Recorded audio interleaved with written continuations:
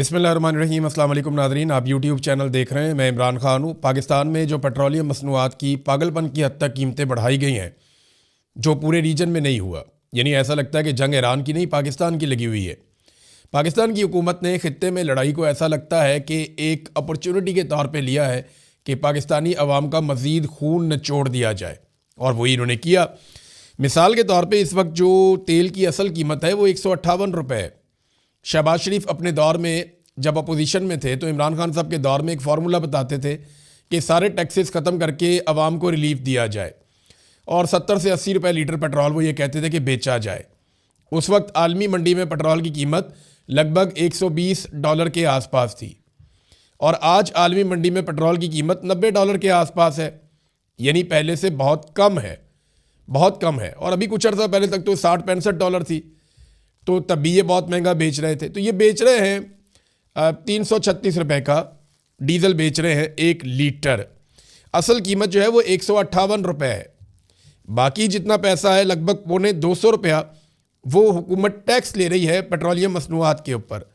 ये जो पेट्रोल पाकिस्तान में मौजूद है और जो इस वक्त बेचा जा रहा है और आइंदा चंद दिनों तक बेचा जाएगा, ये पेट्रोल पाकिस्तान ने बहुत कम कीमत पे हासिल किया है। इस पेट्रोल को महंगा नहीं बेचना चाहिए था। इसके ऊपर जो मुनाफाखोर मुनाफा कमाएंगे और हुकूमत के हवारी इससे जो पैसा बनाएंगे माफियाज, वो 113 अरब है। यानी अवाम को 113 अरब का चूना इन्होंने रातों रात लगा दिया। पहले पेट्रोल बेचना बंद कर दिया, पेट्रोल पंप बंद कर दिए, फिर हुकूमत ने एकदम से कीमत को 55 रुपये बढ़ा दिया। और अब जब अवाम ने अच्छी खासी इनकी क्लास ले ली है, इनके सारे पुराने बयानात निकाल कर अवाम दिखा रही है। कई हमारे ऐसे दानिश्वर हैं, कई ऐसे हमारे जर्नलिस्ट हैं, तज्जियाकार हैं, बहुत सारे टाउट्स हैं। ये वो लोग हैं जो नून लीग के हमायती हैं, पीपल्स पार्टी के हमायती हैं। इमरान खान के दौर में पेट्रोल की कीमत 2 रुपये या 3 रुपये बढ़ती थी ना, तो ये तत्ते तवे पे बैठ जाते थे। ये इतने बेचारे परेशान हो जाते थे कि इनकी छलांगे ही ख़त्म नहीं होती थी। ये नाच नाच के घुंघरू तोड़ देते थे कि जनाब पेट्रोल 2 रुपये महंगा हो गया, आवाम की कमर टूट गई। आज ये सारे चुप हैं, कोई बात करने के लिए तैयार नहीं है। मरियम नवाज के स्टेटमेंट हो या शहबाज शरीफ के या नवाज शरीफ के स्टेटमेंट हो या बाकी काबीना के स्टेटमेंट हो, हैरत अंगेज तौर पे ढिठाई और बेशर्मी इन्होंने ओढ़ी हुई है। पंजाब में जो झूठ बोलने की मिनिस्टर है, वो झूठ बोलने वाली एक मशीन है पंजाब में जिसको मिनिस्टर बनाया हुआ। कभी वो कहती है कि जहाज़ जो है वो कोई एयरलाइन बन रही है, कभी वो कहती है कि 800 रुपये का सूट आ गया है। वो लोग निकालते हैं, उसके ऊपर वेबसाइट्स के ऊपर चेक करते हैं तो वो तो लाखों रुपए की चीज़ें पहनती है। टिकटॉकर जो वज़ीर आला है, और ये मिनिस्टर जो है वो दिन रात जूते पॉलिश करने के चक्कर में, कभी जनाब जूतों का झूठ, कभी सहाफ़ी ने जनाब ये झूठ बोला हुआ है उसको पकड़ के अंदर कर दिया, कभी बच्चा गटर में गिर गया, माँ और बच्ची गटर में गिर गया, वो झूठ बोलना नहीं, ऐसा वाकई नहीं हुआ। हर चीज़ के ऊपर झूठ बोल बोल के, जहाज़ वाला भी झूठ बोल के। अब क्या जी, वज़ीर आज़म ने ना लेवी कम कर दी है, यानी अवाम पे बोझ मुंतकिल किया, वज़ीर आज़म ने लेवी कम कर दिया। और भाई लेवी 20 रुपये मज़ीद बढ़ा दी है गैर ज़रूरी तौर पे, लेवी भी बढ़ा दी है। पेट्रोल की कीमत तो बढ़ाई है, लेवी भी साथ बढ़ा दी है 20 रुपये। ये इन्होंने पाकिस्तान के साथ किया। मट्टी के तेल की क्या हालत की है ज़रा ये भी आप देख लें।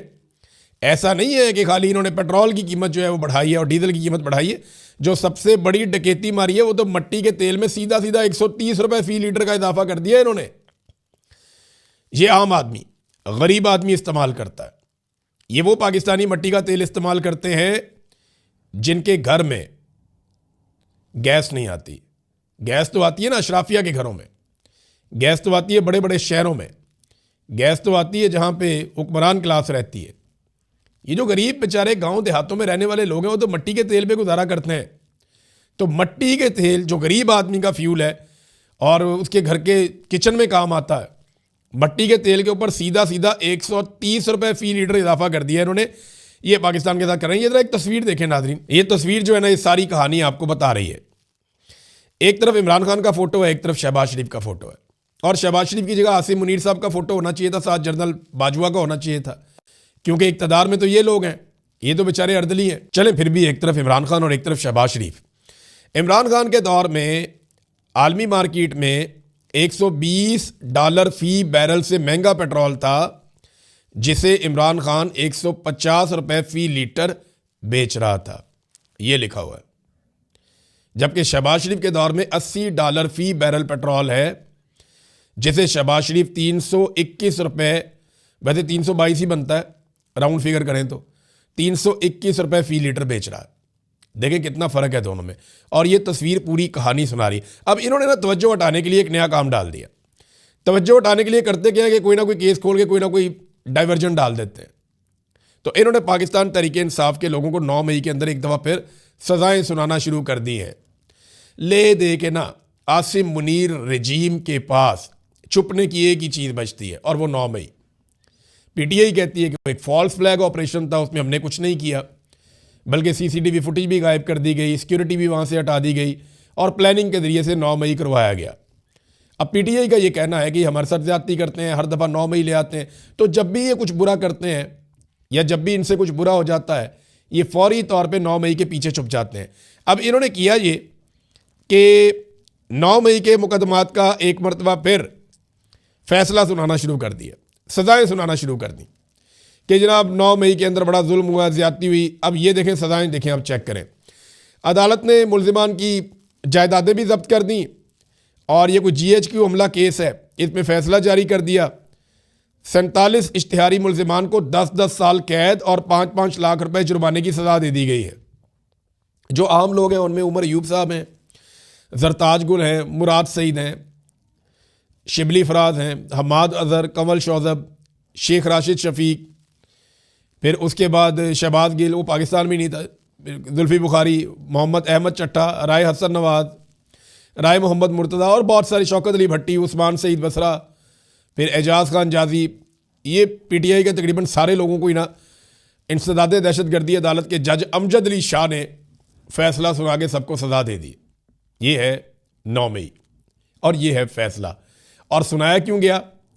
देखें ना, ये डाइवर्जन लगाते हैं, तवज्जो भटकाते हैं लोगों की। ठीक है, आप 9 मई की तरफ तवज्जो दें, और सोशल मीडिया पे जो एक लोगों ने तूफान खड़ा कर दिया इस अजीबोगरीब किस्म की प्राइस हाइक के ऊपर, पूरी दुनिया में ऐसा नहीं हुआ भाई। इंपैक्ट आएगा तो पूरी दुनिया पे आएगा ना।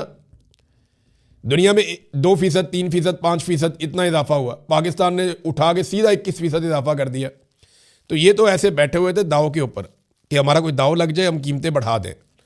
अब नाज़रीन, आसिम मुनीर साहब गए हैं सऊदी अरब, उन्होंने जाकर मुलाकात की है सऊदी अरब के अंदर सऊदी वज़ीर दिफा से। मैं इस हवाले से ना पहले आपको उनका जो ट्वीट है वो पढ़ के आपको सुनाता हूँ, फिर आपको बताता हूँ कि एक्चुअली लगता क्या है। ये सऊदी वज़ीर दिफा खालिद बिन सलमान का ट्वीट है। पाकिस्तान के चीफ ऑफ आर्मी स्टाफ और chief of defence forces field marshal Asim Munir से मुलाकात हुई है। हमने मुमलिकत सऊदी अरब पर ईरानी हमलों और अपने मुश्तरका स्ट्रेटेजिक दिफाई मुआहदे के फ्रेमवर्क के तहत उन्हें रोकने के लिए ज़रूरी इक़दामात पर तबादला ख्याल किया है। हमने इस बात पर जोर दिया है कि इसी तरह के इक़दामात इलाकाई सलामती और इस्तेहकाम को नुकसान पहुँचाते हैं, और इस उम्मीद का इजहार किया है कि ईरानी फरीक दानिशमंदी का मुजाहरा करेगा और गलत फहमी से गुरेज करेगा, यानी कोई मिस कैलकुलेशन नहीं करेगा, कोई मिस एडवेंचर टाइप नहीं करेगा। तो एक तो ये कि उन्होंने बताया कि ईरानी फरीक, यानी एक फरीक पाकिस्तान और सऊदी अरब है और दूसरा फरीक ईरान है। देखिए, मेरा एक सवाल है कि पाकिस्तान ने मजम्मत की ईरान की कि उन्होंने अरब ममालिक पे अटैक किया, लेकिन पाकिस्तान ने नाम लेकर मजम्मत अमेरिका और इसराइल की नहीं की कि उन्होंने क्यों ईरान के ऊपर अटैक किया। सऊदी अरब के अंदर अमेरिकी अड्डे पर अगर ईरान अटैक करता है तो पाकिस्तान के आर्मी चीफ वहां जाते हैं और जाके यकजहती करते हैं, लेकिन अमेरिका और इसराइल ईरान के अंदर जारहियत करते हैं तो आर्मी चीफ वहां जाके किसी किस्म का इजहार यकजहती नहीं करते। ये क्यों है? देखें ना, ईरान भी बरादर इस्लामी मुल्क है, सऊदी अरब भी बरादर इस्लामी मुल्क है, हमारे दोनों मुल्कों के साथ बेहतरीन ताल्लुकात हैं।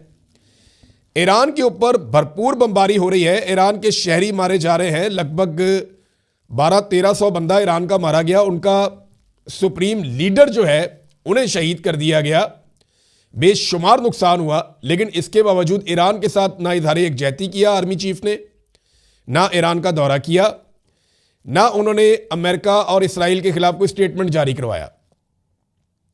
लेकिन वहां ईरान ने अमेरिकी अड्डों पे हमला किया गल्फ ममालिक में, तो आर्मी चीफ गए और सऊदी वज़ीर दिफा के साथ बैठ के एक फरीक के तौर पे उन्होंने अपने आप को पेश किया कि ईरान एक फरीक है और हम दूसरा फरीक है। इसका मतलब आप समझ रहे हैं। अब ईरान ने इस मौके पर एक हिकमत अमली की है, वो मैं पहले आपके सामने रख देता हूं ताकि आपको आइडिया हो कि मामला जा कहां पे रहा है। क्योंकि डोनाल्ड ट्रंप का एक दावा सामने आया। पहले डोनाल्ड ट्रंप का दावा आपको बताते हैं। डोनाल्ड ट्रंप ने कहा कि ईरान जिसे बुरी तरह मारा जा रहा है उसने माफ़ी मांग ली है और अपने मशरिक़ वस्ता के पड़ोसियों के सामने हथियार डाल दिए हैं और वादा किया है कि वो इन पर मज़ीद गोलियां नहीं चलाएगा या मज़ीद इनके ऊपर हमला नहीं करेगा। ये वादा सिर्फ अमरीकी और इसराइली हमलों की वजह से किया गया है। वो मशरिक़ वस्ता पर कब्ज़ा करने और हुकूमत करने के दर पे था। ये पहला मौका है कि ईरान हज़ारों साल में मशरिक़ वस्ता के आसपास के ममालिक से हारा है। उन्होंने कहा, यानी उन ममालिक ने हमें कहा कि शुक्रिया सदर ट्रंप। तो मैंने कहा यू आर वेलकम। ईरान अब मशरिक़ वस्ता का बदमाश नहीं रहा, बल्कि वो मशरिक़ वस्ता में हार चुका है। ही इज़ अ लूज़र और कई दहाइयों तक वो रहेगा, लूज़र ही रहेगा, जब तक कि वो हथियार डाल नहीं देते या ज़्यादा इम्कान है कि मुकम्मल तौर पर तबाह नहीं हो जाते। आज ईरान को बहुत ज़्यादा नुकसान पहुंचेगा। ईरान के बुरे रवैये की वजह से मुकम्मल तबाही और यकीनी मौत के बारे में संजीदगी से गौर किया जा रहा है।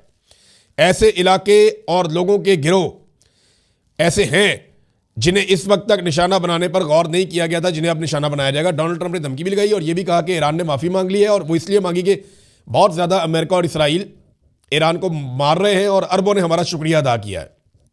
ये डोनाल्ड ट्रंप का स्टेटमेंट है। अब ज़रा देखते हैं कि डोनाल्ड ट्रंप का ये स्टेटमेंट जिस बुनियाद पे है वो बुनियाद क्या है। बुनियाद ये है कि ये ईरानी सदर ने अपने अरब ममालिक को मुखातिब किया है और उनसे बात की है मीडिया के ज़रिए से। ईरानी सदर ने कहा कि मशरिक़ वस्ता में जिन ममालिक में अमरीकी अड्डे हैं वो इस बात पर कायम हैं कि उन्होंने इन अड्डों को ईरान के ख़िलाफ़ हमलों के लिए इस्तेमाल करने की इजाज़त नहीं दी। फिर उन्होंने कहा कि जनाब जो खलीजी ममालिक जहाँ पे अमरीकी अड्डे हैं वो इस बात को यकीनी बनाएं कि उनकी सरजमीन से ईरान के ऊपर हमला ना किया जाए और ईरान भी जवाबी तौर पे उन अड्डों पे हमला नहीं करेगा। वो ये कहते हैं कि ईरान ने हमेशा कोशिश की है अमन के लिए, मुज़ाकरात के लिए, बड़ी लंबी चौड़ी उन्होंने बातचीत की, लेकिन उन्होंने कहा कि पड़ोसी ममालिक पर हमला हम नहीं करेंगे जब तक कि वहाँ से हमारे ऊपर हमला नहीं किया जाता। उन्होंने ईरान के पड़ोसी ममालिक, ख़ासतौर पर जो अरब ममालिक हैं, उनसे माफ़ी भी मांगी और इस अज़म का इजहार किया कि ईरान मुज़ाहमत जारी रखेगा। देखिए, समझने की बात है। वो कह रहे हैं हम आपसे माफ़ी चाहते हैं, आपसे माजरत चाहते हैं कि आपके मुल्क पे हमें बम मारना पड़ता है, लेकिन हम अमरीकी अड्डों पे मारते हैं। आप अमेरिकन को रोकेंगे वो आपके मुल्क में बैठ के हमें ना मारे, तो हम भी वापस नहीं मारना चाहते, लेकिन जब हमें मजबूरन मारना पड़ता है तो हम आपसे माफ़ी चाहते हैं। तो ईरान का ये तरीक़ाकार आप गौर कर लीजिए कि वो अरब ममालिक से ताल्लुकात बिगाड़ना भी नहीं चाहता और अपना रिटेलिएशन भी करना चाहता है, जवाबी कार्रवाई भी करना चाहता है। तो इसको डोनाल्ड ट्रंप ने माफ़ी कह दिया और यकीन दहानी कह दिया कि ईरान दोबारा हमला नहीं करेगा। मुझे नहीं लगता कि ईरान को अब ज़्यादा हमला करने की ज़रूरत रहेगी। उसकी वजह मैं आपको बताता हूँ, बड़ी इंटरेस्टिंग खबर है मेरे पास, ये देखें। और ये खबर अमेरिका से आ रही है। साबिक CIA तज्ज़ियाकार लैरी जॉनसन, इन्होंने बहुत बड़ा इंकशाफ किया है और ये एक नहीं, 10 किस्म के लोग इंकशाफ कर रहे हैं। पहले तो हम आपको दे रहे थे इंटरनेशनल खबरों से, लोकल सोर्सेज के ज़रिए से। अब अमेरिका का मीडिया, अमेरिका के सियासतदान और उनके दिफाई तज्ज़ियाकार और साबिक अहलकार वो खुद बताना शुरू हो गए हैं कि हमारे साथ हुआ क्या मशरिक़ वस्ता में। उन्होंने बताया कि अमरीकी अवाम को जंग की असल सूरत हाल के बारे में गुमराह किया जा रहा है। उनके मुताबिक ईरान ने 5 जदीद अमरीकी रडार तबाह कर दिए हैं। इनमें से 2 की मालियत $1 अरब फ़ी थी, यानी $1 अरब का था वो, और 3 थार्ड मिसाइल की दिफाई बैटरियां तबाह हो चुकी हैं, जो अमेरिका के आलमी ज़ख़ीरे का तकरीबन 30% है। यानी अमेरिका का 30% जो है वो दिफाई बैटरियां वो भी तबाह हो गई हैं। एक हफ्ते में तकरीबन $4 अरब के रडार सिस्टम हमारे ज़ाया हो चुके हैं। बहरीन में अमरीकी बहरी तनसीबात तकरीबन मुकम्मल तौर पर तबाह हो चुकी हैं। अमरीकी फ़िज़ाई दिफा तकरीबन अंधा हो गया है उस रीजन में, यानी मिडल ईस्ट में। आने वाले हमलों की वार्निंग 30 मिनट से कम होकर तकरीबन 1 मिनट रह गई है। यानी जो हमें पता चलता था 30 मिनट पहले कि वहाँ से मिसाइल निकल रहे हैं, आ रहे हैं, हम पे हमला करेंगे, वो अमेरिकन को अब पता चलता है 1 मिनट पहले। जॉनसन के मुताबिक ईरान को अब रूस और चीन की वो हमायत हासिल है जो पहले कभी भी हासिल नहीं थी। ये तनाज़ा वसी आलमी जंग में तब्दील हो सकता है। अच्छा, ये नुकसानात हुए हैं, कुछ और तस्वीर और वीडियोज़ भी आई हैं। सेटेलाइट तस्वीर के मुताबिक उर्दन में एक अमरीकी थार्ड मिसाइल बैटरी का जो पूरा रडार सिस्टम है उसको अमरीका और इसराइल के ईरान पर हमलों के इब्तदाई दिनों में निशाना बनाया गया था और ये मुकम्मल तौर पर तबाह हो गया है। ये बहुत बड़ा नुकसान हुआ है, ये तकरीबन $9 अरब का है और अमेरिका को बड़ा अरसा लग जाएगा इनको ठीक करने में। बाज़ चीज़ों को अमेरिका को ठीक करने में 5 से 7 साल भी लग सकते हैं, ये भी खबरें आ रही हैं। अच्छा, उर्दन में अमेरिका का एयर डिफेंस सिस्टम जो है ना उसका रडार तबाह हो गया है। अब रडार के बगैर जो है वो जो उनके पास इंटरसेप्टर्स हैं जो ड्रोन्स को और मिसाइलों को रोकते हैं वो नकारा हो गए। आपके पास रडार ही नहीं है तो आप पता कैसे करेंगे कहाँ से क्या आ रहा है। रडार पहले आइडेंटिफाई करता है, फिर जाके उसको फ़िज़ाई दिफाई निज़ाम जो है वो निशाना बनाता है। इंटरसेप्टर मिसाइल तभी काम आते हैं ना जब रडार काम करता है। तो रडार अब तो उसकी आंखें तो ख़त्म हो गई, देखने की सलाहियत तो ख़त्म हो गई, तो बगैर देखे तो मार नहीं सकते। अंधेरे में तीर चलाने का क्या फ़ायदा। ये किया है ईरान ने। देखिए, ईरान कहता है जी अब हम सिर्फ इसराइल के ऊपर अटैक करेंगे। मेरे ख्याल में ये एक हिकमत अमली इसलिए भी कामयाब हुई है कि ईरान ने रास्ता क्लियर कर लिया। ईरानी मिसाइल कई ममालिक से गुजरने के बाद पहुंचता था इसराइल में। रास्ते में सऊदी अरब आ जाता है, रास्ते में यूएई आ जाता है, रास्ते में उर्दन आ जाता है, फिर जाके इसराइल पहुंचता है मिसाइल। यानी उससे पहले जो है सबसे पहले तो ओमान आ जाता है। तो ये 4-5 ममालिक क्रॉस करके, समंदर क्रॉस करके फिर जाके वो मिसाइल पहुंचता है इसराइल में।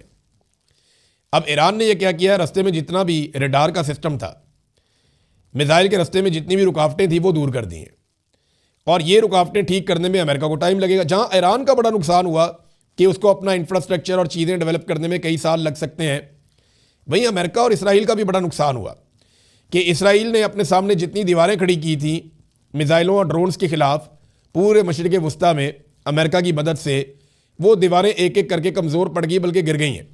अब उनको दोबारा तामीर करने में इनको भी लंबा टाइम लगेगा। तो ईरान के पास अब ये सहूलत है कि वो इसराइल तक अपने मिसाइल और ड्रोन्स बड़ी मिकदार में भेज सकता है और उनके लिए पहले जैसे चैलेंजेस मौजूद नहीं रहेंगे। नाज़रीन, एक और ख़बर है और ये खबर जनाब ये भी अमेरिका से है। अमेरिका के जो वज़ीर तवानाई हैं यानी वाइट हाउस तर्जुमान बराए एनर्जी, ये कहते हैं जी कि ये लंबी चलने वाली गेम है।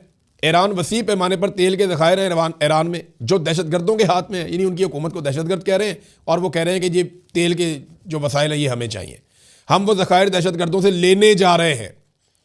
जब हम ईरान का सारा तेल हासिल कर लेंगे तो फिर हमारे लिए आबनाए हरमज़ में और ये रुकावट और तेल का बहरान कोई मसला नहीं रहेगा। देख लें, वेनेज़ुएला ये गए तेल के लिए, इराक़ में गए तेल के लिए। अभी इराक़ से जितनी कंपनियां भाग रही हैं सारी अमेरिकन कंपनियां जो तेल निकाल रही हैं इराक़ से। इस लड़ाई में अभी बहुत सारे लोग इराक़ से निकले हैं ना, तो जो अमेरिकन निकले हैं वो सारे तेल का कारोबार कर रहे हैं। तो इराक़ से भी ये तेल निकालते हैं, कुवैत के साथ भी इनका इश्तराक है, सऊदी अरब के साथ भी इश्तराक है, वेनेज़ुएला में यही लोग तेल निकालते हैं, कंट्रोल कर लिया सारा का सारा। अब इसी तरह ईरान का तेल भी काबू करना चाहते हैं।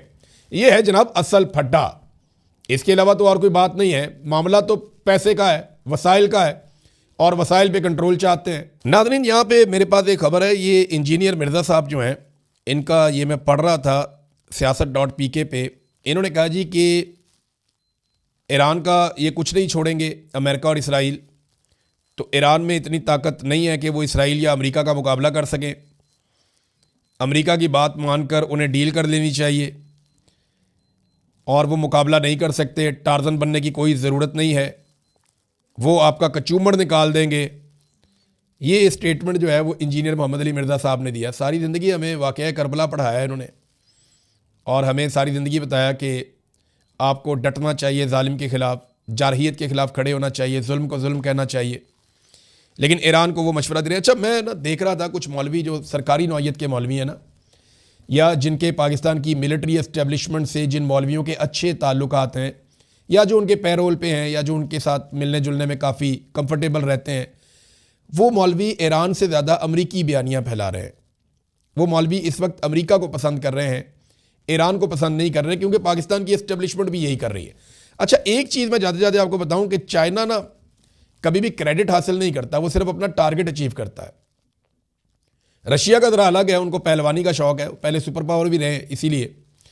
लेकिन चाइना रिजल्ट लेता है, क्रेडिट नहीं लेता। चाइना ने बहुत मदद की है और ये आपको आने वाले वक्त में पता चलेगा। चाइना और रशिया ने एग्जैक्टली बहुत मदद की है। रशिया ने तो बहुत सारी मदद मिसाइलों में, चीज़ों में वो की है, लेकिन जितनी एक्यूरेसी के साथ ये टारगेट अचीव किए हैं ईरान ने मुख्तलिफ एरियाज़ में, वो चाइना की और रशिया की मदद के बगैर मुमकिन नहीं था। अमेरिका रूस का नाम तो लेता है बार बार, चीन का नाम भी नहीं लेता, क्योंकि अब चीन कोई और चीज़ बन गया है और अमेरिका को ये पता है कि अगर वो चीन के साथ बराह रास्त किसी लड़ाई में आ गया तो याद रखिएगा 1 हफ्ते से 1 महीने के अंदर दुनिया के ज़्यादा ममालिक चीन के साथ खड़े हो जाएंगे, क्योंकि जब वो कैलकुलेट करेंगे तो पता चलेगा उनके ज़्यादा मफादात चीन के साथ जाकर मिलते हैं।